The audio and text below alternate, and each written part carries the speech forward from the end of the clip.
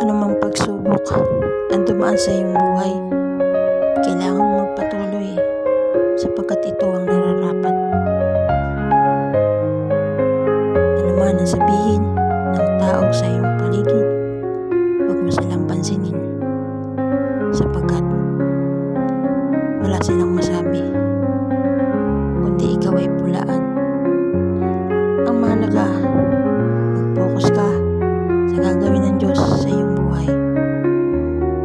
Huwag mong ituon ang isip mo sa mga bagay na hindi nararapat.